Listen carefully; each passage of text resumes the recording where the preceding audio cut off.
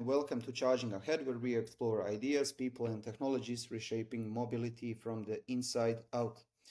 Today, we're zooming in on one of the most overlooked but really critical pain points in the modern vehicle ecosystem, the damage assessment. So, whether you're a repair shop, an insurer, driver, you have the same question. Can you trust the automation to tell you the truth about your car? Joining us is someone building a bold new answer. I'm thrilled to welcome Rauno Sigur, co-founder and CEO at DriveX. Welcome, Rauno. Hey, DriveX is a pioneer in this new category of AI-powered windshield and vehicle diagnostics. It starts with something deceptively simple. It's a windshield, but it's a bit more complicated than it sounds at first. Today we'll explore the tech, the trust, and the transformation behind DriveX and what it means for mobility at large. Once again, welcome to Charging Ahead. Rauno. I'm pleased to be here and looking forward to share my story and insights. Well, let's start with some really easy questions. To start with your personal journey, what made you and your team zero in on vehicle inspections and specifically glass damage? Great question. I've been always a car enthusiast. Even when I was 5 years old, I was on my bicycle. I was making photographs of cars. My mother used to get really mad because it cost money to, print out those photos, and I used to get into trouble. Like people didn't like photographing their car without permission. So there was this really angry businessman one time that told me to go get your mother to explain what you're doing here. He thought like I'm a child spy or something. So that was really scary as a kid. But then moving on in my professional life, I've been always into sales. My phone was always ringing in class. I was buying and selling computer parts, PlayStations. I was repairing them. I've been into this, repair thing as well, and just conserving the resources that I have to make the best of them. So I think those three things have shaped my own values, and I wanted to do something in business. So I started as a sales manager. Then I went to export. I started to export really cool robotics machines. And then my task in Cleveron, a leading last mile robotics company, was to sell this technology to the biggest retail companies in the world. I'm talking Walmart, Amazon, Uniqlo, all Zara, all these companies. So that was really exciting, and I got really great experiences from that job. But then, something was missing, and I always wanted to start my own company. I tried a couple of times before, but I failed. And this one time, I got invited to a hackathon, Porsche Open Innovation Hackathon. And that's when I invited my colleagues and friends just for the fun of it to participate. Um, the idea in the beginning was completely something else. It was to automate car settings and configurations based on your smartphone. So, and then the hackathon was over. We realized that, okay, we have to sell this idea now. We started to meet car rental companies. Obviously, you have a lot of different customers. You want to customize the experience.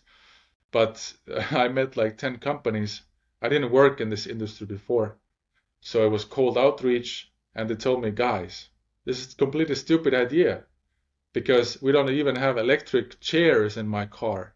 What is there to configure, right? But we have this other problem. It's inspections. So we have this, cars in, cars out, and that's when we doubled down on this idea. I'd like to ask you why start with windshields? What made glass the ideal proving ground for DriveX? Mm, that's a great one too. We've been in business for 5 years already, and we've tested hundreds of experiments in our company at really fast speed. At the beginning, we started with car rental companies. We understood that they need a really high-tech solution, which we wouldn't be able to provide. AI will not be accurate in the beginning.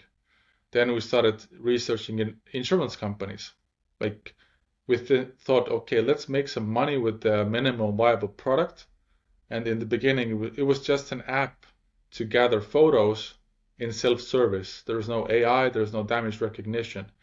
And this got some traction. Then we went back to the car rentals. We understood that there is a problem, but it's super hard still to solve it. And car rental companies have much less margins than insurance companies. So they couldn't be paying us more because in the beginning, the champions need to pay you more to develop the AI, right? And then we discovered, okay, we're trying to build this car visual damage detection system. There are companies out there that have raised over 100 million euros, and our customers and prospects have tested out those solutions, and they tell us that it doesn't work like advertised. Actually, it's a big problem. Fake advertising, fake promises that eventually lead to disappointment. So we figured if we try to build the same thing with the same logic, with less money and less people, it's obviously going to fail. So we decided, okay, let's research what kind of claims are there the most. What could be automated instead of scanning the whole car? So instead of being like a general practitioner, we decided to be like a neurosurgeon, be specialized in one thing only, and be the very best in the world. And it turned out that 40% of all comprehensive motor insurance claims are associated with glass and windshield, and there is no dominant player in this niche. We decided we are going to be the one, and then expand our product range.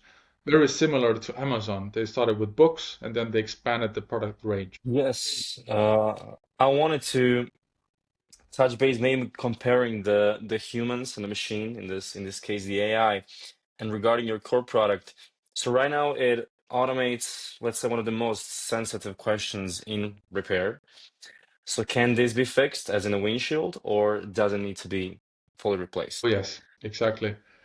Um, Again, I'd like to come back to fake advertising here because there are a lot of providers to say that, oh, we have accuracy 97%. But I always tell my prospects, did you hear this or did you test this 97%? And we should always test in real situations. It's gonna be dark, it's gonna be rainy, it's gonna be dirty. Like, does it work or does it only work in a lab perfect environment? And usually it doesn't.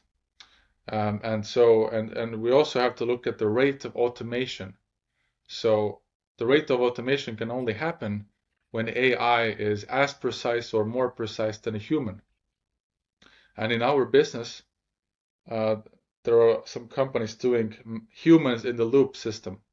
So that means that you do a photo, right?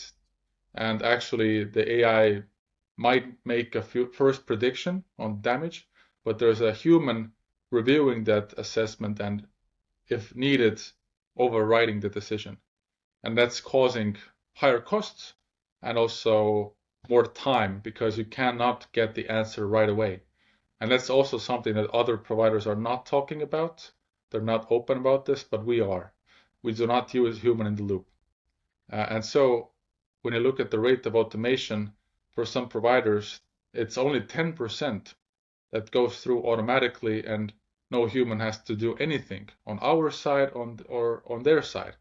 But in the case of DriveX, it's 92%. And then we have to explain to prospects that you have to compare apples to apples.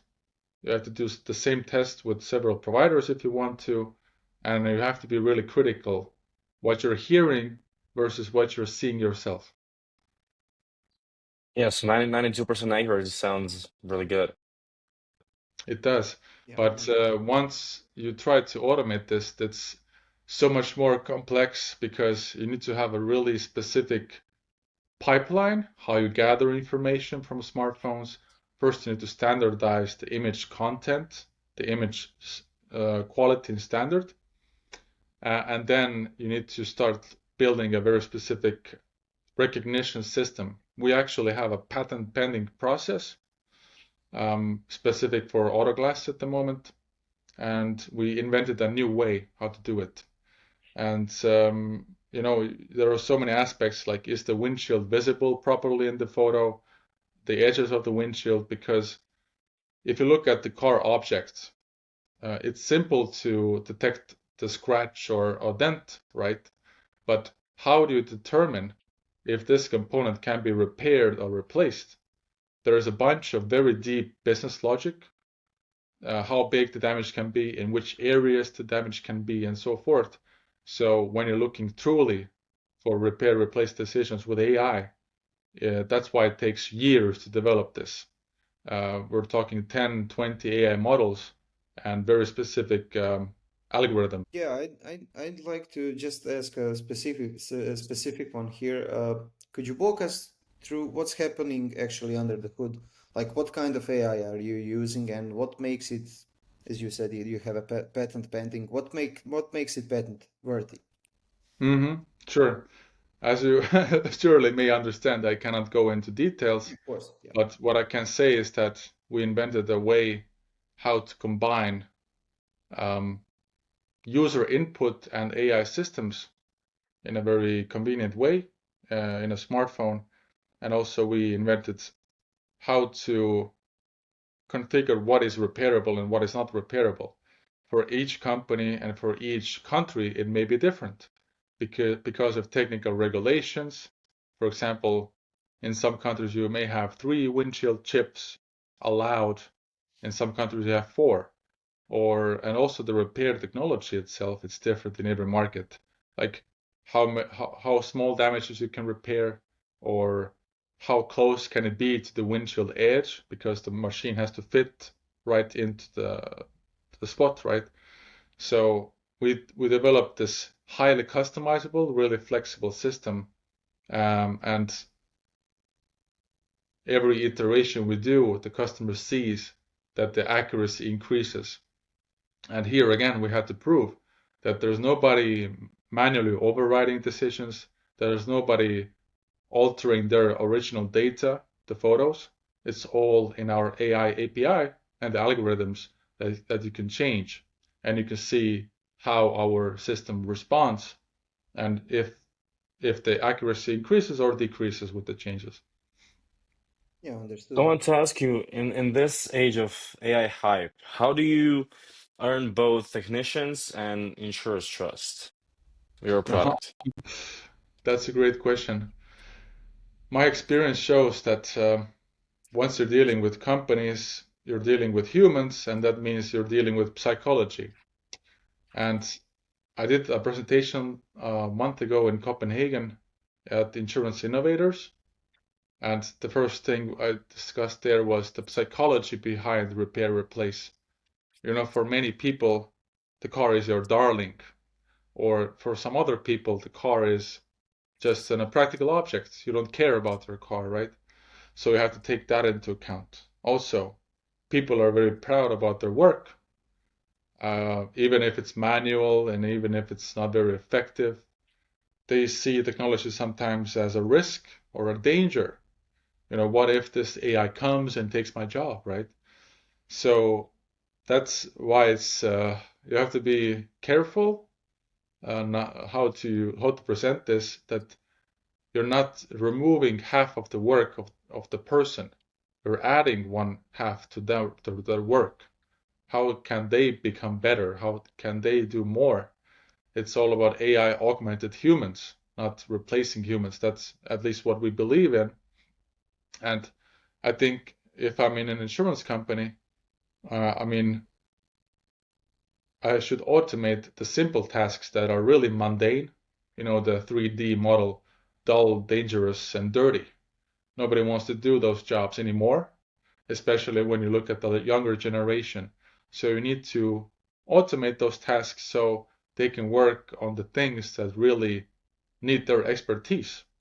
For example, more complex claims where you don't only deal with the visual damage, but also internal damage, some electrical problems. So you need to meet the repair shop, talk with them, investigate. That's where you need humans and experts with decades experience, right? But just to look at windshield photos and cracks and chips, that's not really meaningful work, and that's a perfect use case for AI. Yeah, it sounds like that actually. And that leads me to the next question. I'd like to talk a bit more about the product and the user experience. So, Hmm. how does the user experience look like for both the customer taking the photos and the repair shop or insurer in on the back end? Great question. So in various markets, we have different approach, but the product is always the same. So I could integrate with the insurance company, or I could integrate with the car repair shop. But the principle is the same, that I either go to the home page of, let's say, an insurance company. I register that, hey, I'm Rauno. This is my car. I had a damage, right? And instead of calling somebody, like describing what happened, or instead of manually doing some check in the box checks, you get a link from the insurance company or the repair company, and then you do the photos. But right by the end of the inspection, we will know in seconds that this is a repair or replacement, and then the right job can be booked at the repair shop, or even you can book directly. So, and why does it matter? It matters because the repair shop, for them, it's important to have internal effectiveness. How accurately are they able to forecast what kind of jobs are coming in, how much parts and labor they need. And if you do a mistake in the assessment, let's say it's 85% accurate, this means that if a customer comes in and you booked a repair, but it turns out it's a replacement, then you don't have the part, you don't have the time that's necessary, and then you need to send the customer away. And it's extremely a lot of friction in this process, because the customer thought, oh, I'm going to get my car fixed, I can drive and enjoy my car. But actually, you send them away and tell them, yeah, come back in a week. That's definitely not ideal. And from the insurance company's perspective, it's important for them how fast can they solve a claim, because you will only feel the insurance company's quality when you're actually having trouble. It's super easy to buy a policy, but what happens if you really need insurance? That's where this experience comes into play. So the faster you're able to help your customer, the faster you're able to tell them that, hey, I know what happened to you. Please go there, and you'll get a solution, or we'll pay you the claim amount right away. Then the better for you. And obviously, I've had insurance claims myself, and sometimes it seems to me that it's hard and outdated for a reason. Some insurance companies want this to be hard. They don't want anybody to easily claim money. But I think this is wrong. That's where companies and customers get really disappointed and say that, why did I even buy this insurance? They're not even helping me. And that's where the reputation of an insurance company really gets damaged. Even the whole industry gets damaged, because, why should I do this? And then you feel, oh, maybe I should fraud them, right? Because they're frauding me. And maybe I should, make a false claim and try to get more money out of the system. And it's a vicious cycle. Yeah, it's definitely. I mean, I've had my own experiences, so I can say, yeah, it really is like that. It's a tough process. It doesn't have to be, but this leads me to a follow-up question. What's the biggest misconception your partners have when they first see your product? Something they don't understand right off the bat. Hmm. Biggest misconception. I think what is very obvious to a human eye is not obvious to AI. AI sees a bunch of pixels, AI sees a bunch of business rules. For example, is there a bird poo on the windshield, or is there actually a damage? Sometimes in certain situations, it's not obvious for AI. You need a specific model to detect bird poo. It's a funny example, but it's true. And the same goes for, I don't know, the glass is really reflective and at the same time transparent. So you might see a reflection of electric cable in the sky, but this also may seem like a crack. So again, all these situations must be taken into account, and there are some edge cases which are like 0.0 something% of the time, but people sometimes expect that AI is like almighty and all powerful and it could do anything, right? Because I see it with my eye. How can the AI cannot see it? So that's when you need to explain that, yeah. How often does this happen to you? Is it really a problem? And what can I do? What can we do together to create this model? So yeah, with the age of ChatGPT and there's a lot of expectations, but sometimes the reality hits hard, and especially when companies are over-promising something. So that's my take on it. Yeah, yeah, thank you. And another, just last question regarding the product side. Is there or was there uh, a tough product trade-off you had to make? Something that looked good on the paper but broke down in practice? Good one. There have been a couple of these situations. So, as you may understand, then in order to have very accurate AI, you need to have good data. You need to have, crystal clear photos that always are perfectly in the right angle. So the question is, what happens if the user does the photo incorrectly? And right now there are 3 ways to handle this. We give an instant error message to the customer that, hey, something went wrong, please try again. Please try to change this aspect of your behavior. But some users, they might be busy, or there might be some older people. They still continue this, error. Let's say they should be photographing a windshield, but they're doing a photograph of a car wheel, let's say. So should I block them from continuing, like not allow them to finish the inspection, or should I still allow them to continue with some warnings? And this is flagged to our customer side that, hey, something was wrong with this inspection, please check this out and talk with the customer. So I think this user experience related questions, even if you have the best intentions, you have to monitor how it affects the average inspection time, the average completion time, the average customer rating, and find really the sweet spot between the settings and configuration versus the benefits and automation and versus the customer interactions. So it's, let's say, nuanced, I would say. Yeah, I wanted to shift back kind of to the partnerships. So looking Mm-hmm. at your website, you'll land a lot of partnerships. For example, Carglass, VIG.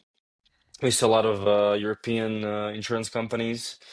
So, what have those partnerships taught you? And pitching your product, what made them say yes? Yeah. So, what was the moment that it clicked for, or is it like or is there a situation that clicked for most of the partners? Oh, yes. I think what we have learned is that social proof is way more important. Even if you have a perfect product and it works on a few customers, then you really need to dive in deeper to do a case study. And sometimes doing a case study is also hard because even the customer sometimes has a challenge to measure something. How much time did they spend before and now? How much money they were losing? They're sometimes not even capable or aware. They just bought it because they liked you or the product and the idea, for example. And there are some others that are really hands-on measuring the results. So social proof as the first. And what we also learned is that as a startup and selling to big corporations takes time. What we think is fast is not fast for them. It's just not possible. And what seems slow to us is actually fast to them.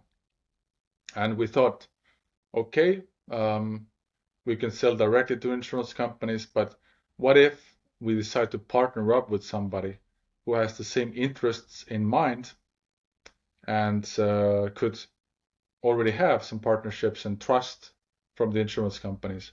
So that's why we went for car glass, and we could scale so much faster together. We could make the product faster together as well.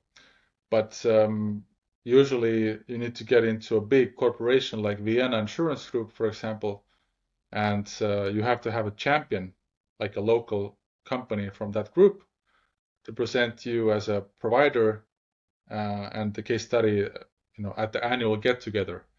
And that's the only way how you get recognition.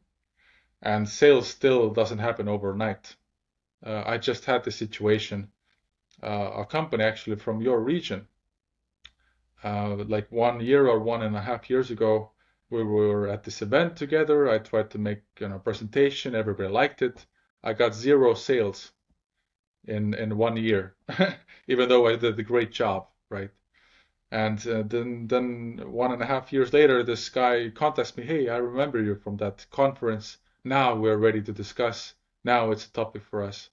So that's just one example that it's so different. What's fast or slow to you and for your customers. So it can also be a motivational thing. So to never give up pitching your Oh products yeah, and ideas, because you never know when you're gonna land the final deal, right? exactly. And maybe you've seen this cartoon.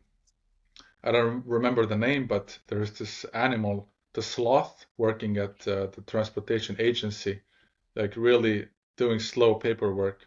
And sometimes I feel like we pitch something, and in the first month or two, we don't get any signups, we don't get any traction. We think, oh, it's not going to work.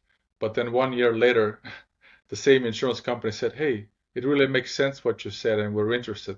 And they were like, oh my God, where were you before? So it's just really funny example. So insurance companies are big overthinkers. We can say that probably. Yeah, and So sometimes even if you show them that you can save a couple of million euros per year, like really, they say, yeah, I have my next IT development roadmap in place for the next year. Let's talk then. And then as a startup, they think, oh my God, I don't have time for this. absolutely. Is there a potential a dream partner or platform you haven't landed yet, but you plan to or want to in the future? Hmm. I think not particularly. We like to work with market leaders. For example, we just were doing the first steps in Latin America with the market leaders. It's a huge market too. And my dream is to just be global. Our product is universal. The problem is the same. In developing countries, you have more fraud, and the insurance penetration rate is increasing. So I'd like to be, in Southeast Asia. I'd like to be in North America, and really with this one niche product, and then take it further. But I think in the long run, I'd like to build a platform that engages in repair processes. It's so much more larger than just photos or repair replace decisions. Yes, it's the beginning, but also selecting the right partner, the right shop, monitoring their performance, their behavior, their quality, and then deciding where to send those jobs. Who is the best partner for this job? And also giving a real-time update for the car owner, because it's super frustrating when you think you have an insurance claim, but for 3 weeks you don't hear anything from the repair shop, you don't hear anything from the insurance company. I have to be like a missionary myself and ask, oh, how is it going? What's happening with my car? And this has to change. So with this comprehensive all-in-one repair platform, this is going to change. Seems like the development timeline is gonna be quite a hefty one for you guys. That's that's Oh that's yeah. that's a good thing. Mm-hmm. I, We're hungry. Yeah, yeah, yeah. Maybe. and this leads me perfectly to the next thing I wanted to point out. You recently raised 1.2 million euros. First of all, congratulations. I think this Thank you. happened Congrats. 2, 3 months ago. Uh, Now I'd like to ask you, what's the biggest bet you're placing with that capital? Is it doubling down on R&D, market expansion, distribution, or something else? Great one too. We're doubling down on the product because the barrier we need to cross is really high, and once you don't cross that barrier, the product doesn't give you the value that the customer wants. So we have really important new developments just in glass, and once we nail those, it's really hard to take away this niche. And if you didn't know, then there are about 90 million glass claims worldwide every year. So if you charge, let's say, 1, 2, 3 euros per every glass claim, then it's already a big market. Even I thought in the beginning, like, this seems so small, and like, should I focus on this niche? But once you go into the numbers and the occurrence rate of those claims, and the market size, even for glass, is so big, and there are many features that we need to develop, and also put in a patent application. And we're also now expanding our sales team because I have been doing founder-led sales, and realistically, I'm doing it with a half position. The rest goes into like active management and fundraising. So, and now we've mapped out really well the go-to-market strategy, the ideal customer profile, our value proposition, and all the things we tried that worked and what also didn't work. So now we're hiring a few salespeople that are targeting those big global accounts. And another follow-up, just to know your thoughts on market sequencing. So is it glass today and full vehicle diagnostics tomorrow, or you're sticking to the glass long term? Mm. We're sticking in the glass for the short to medium term because nailing this niche would mean a global presence Yep. and a gateway to insurance companies, and then we will expand to other damage types too. And we're already inspecting other vehicle types, not only cars, but also motorcycles, trailers, trucks, buses. You have 1.4 billion vehicles in the world, Yep. so the market size is really huge. But at the same time, um, I think a company needs to go really deep into one proposition, then max that out as well as you can, and only then expand. Because I see a lot of players, and I was like that too. I try to do everything in the product at once for everybody. But in the real world, it doesn't provide value to anybody then. Like, if you want to be a painkiller and not a vitamin, you have to have a really deep understanding of one niche and one account type and one company type. So that's our strategy, and I think that will play off really well. And regarding your investors, how do they shape your roadmap? Do they push you towards a certain market or a certain business model, or they tell you, man, you know what you're doing. The company is doing awesome. Do what you do. Uh-huh. Well, there are all sorts of investors. We have angels, we have syndicates, we have funds, we have different profiles. And I've been fortunate enough to gain their trust. I provide a really detailed monthly investor report where I describe what we're doing, what are our goals, what went well, what went bad, all of our numbers. And this is all shared also with our employees. Every information in the company is public to them. They see how much money we have in the bank and so forth. So having this in place means that they trust what I do, they trust our judgment, and they don't, give that much feedback or insight. But what I can tell you is that the best investor is who is in this business, who has business contacts, and could be your champion, customer, and investor at the same time. And that's why having an investor like Carglass Estonia, which is an independent franchise, has really benefited us the most. Because usually investors, they can give you some general advice like how to hire and how to scale, but every company and every field of business is a little bit different. And in the beginning, I was listening to that too much. and it didn't work out, or it created more stress than actual benefits. So once I learned more about the business and the needs, then the investors got it too, and it's working really well.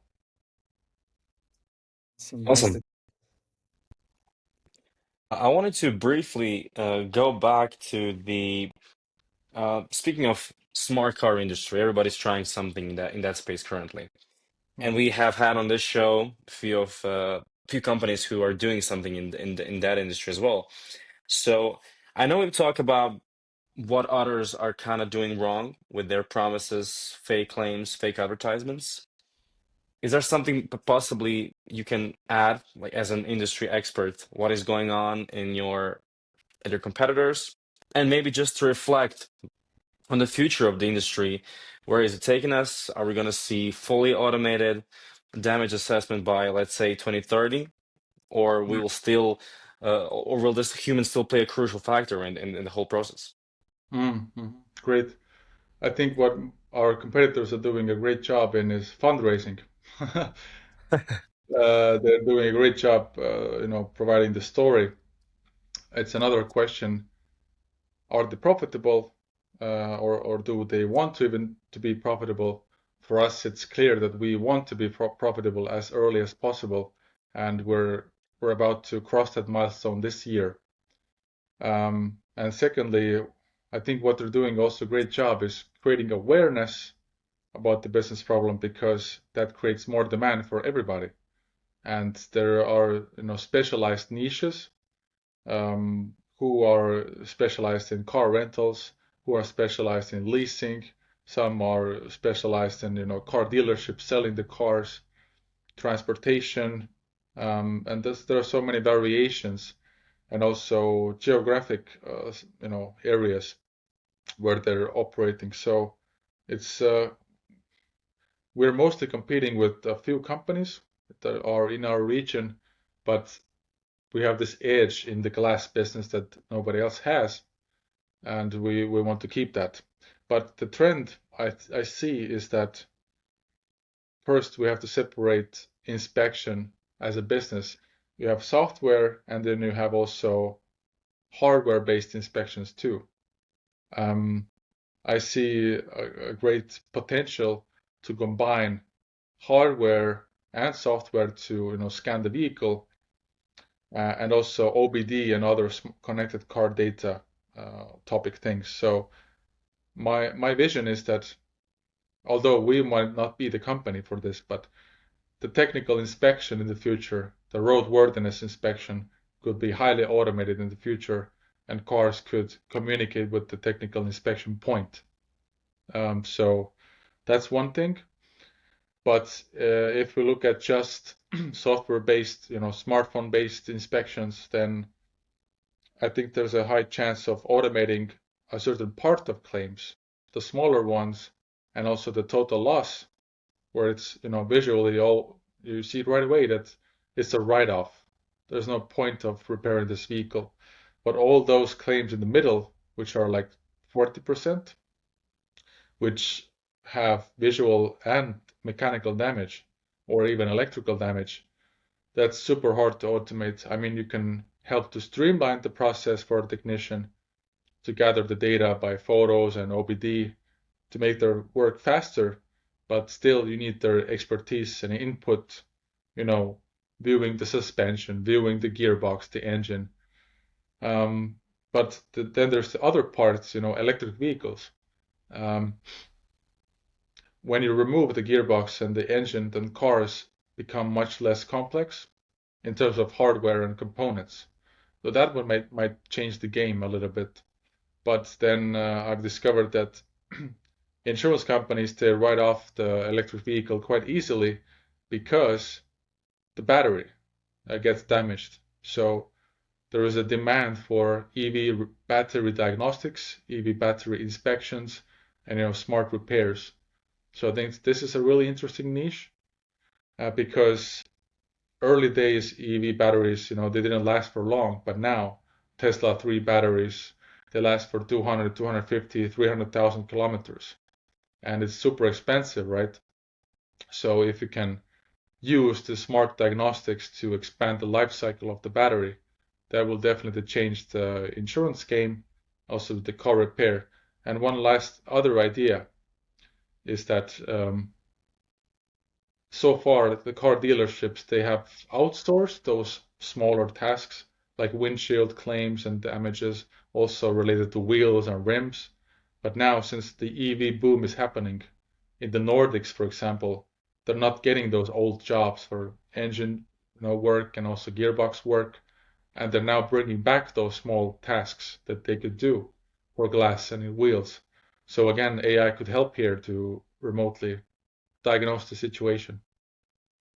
Yeah, I was telling Philip, in my family we have one EV, and I was just telling Philip how it's, nothing can go wrong with this car pretty much except battery. It just keeps on going. Nothing. You change the maybe brakes, something around brakes, but that's it.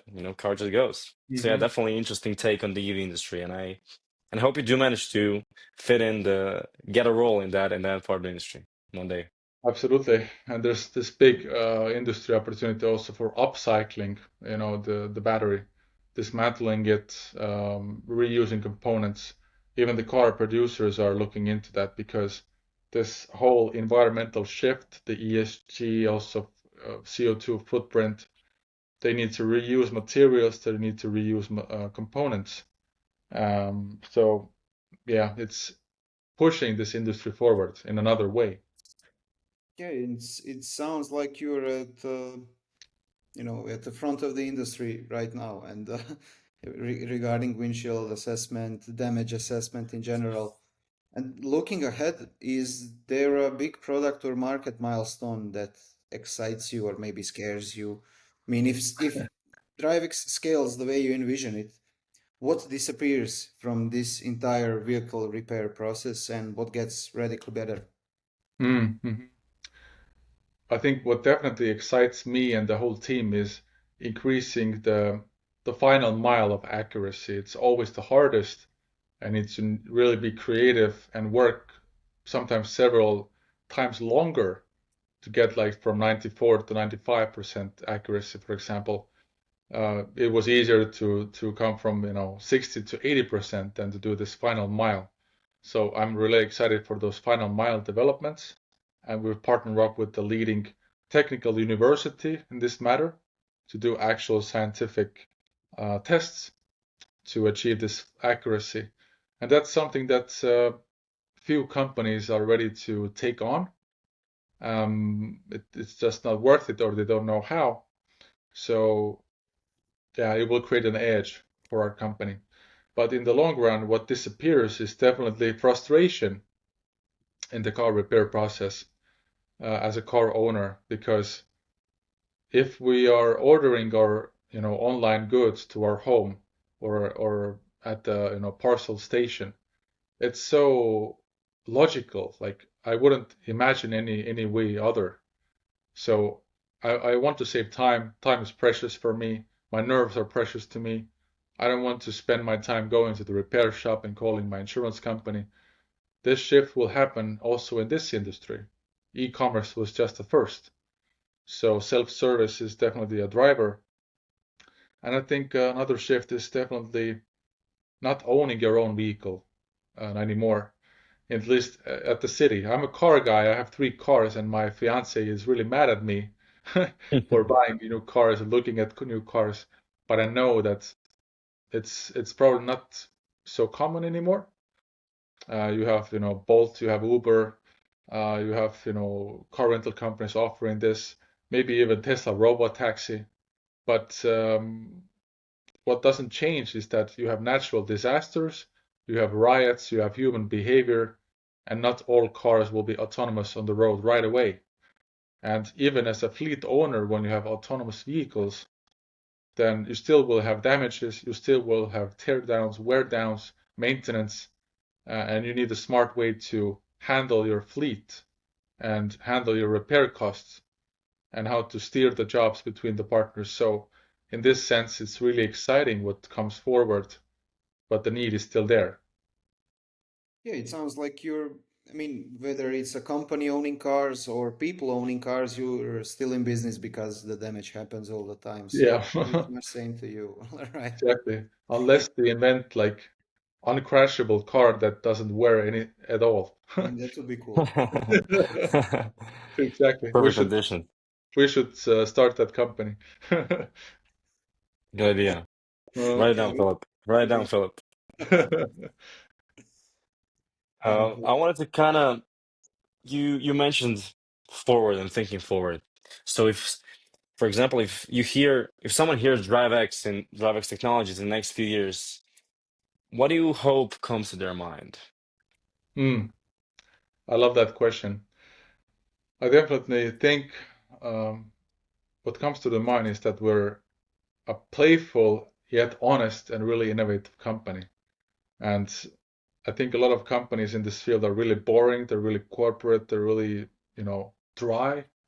So, and in our company culture, I mean, I do stupid jokes as a CEO all the time. It's part of our culture to, be transparent. Everybody's on the same page, everybody has objectives and key results, and at the same time, we're allowed to do mistakes if we learn from them, and we're allowed to do jokes about ourselves or about the company. So it's like having a friend that's really hardworking, achieves a lot, but at the same time is down to earth, and you can have a fun conversation, and it's fun to do activities together. We want to be that friend for the car repair industry, for the insurance sector, because it's all about people. You might have a great product, but if you have a hard time communicating with your partner or about the issues or what's not working, or hey, I have this great new idea, then it's not ideal. I wouldn't like to cooperate like this. And sometimes I have even said to prospects that, hey, our company culture is really different. Um, I'm afraid we can't work together. It would just doesn't make sense for us.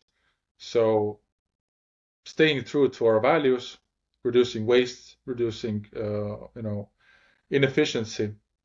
If I don't see that, or if if somebody would tell me, hey, I want you as a partner, but pay me something, like under your back. So then I would say no, because it goes against our company values, it goes against my values, and that's the thing I want to change in the world. This honesty and waste. Yeah, that's hugely respectable, being authentic and true to your values. I'd say I agree. I think many brands are just going bland and dry with all that corporate uh, Mhm. corporate behavior. And yeah, yeah, I mean, props to you, definitely. I'd Yeah, I have Yeah, a wish you achieved that. I wish you achieved that. definitely. But it's also hard because you're like selling to insurance companies, so you cannot be like an average TikToker, yeah, like doing stupid videos. You have to have a fine line, which is fun and witty, but has a point in your messaging and positioning. Because when you're meeting guys with suits and you're wearing this, jumper, and you're like joking around in the On first meeting, camera. and it's like, huh? yeah, But once they get to know you, you know, I did a lot of business in Japan, and they don't reveal their true self, what they really believe in, what they think. The mask comes off only when you're singing karaoke with them, when you're drinking something together, and then from a moment you'll see their true colors. But I think it's applicable in all of the business, no matter where. You have to have a good impression, but in the long run, you have to be great to work together, and it's a multi-aspect topic.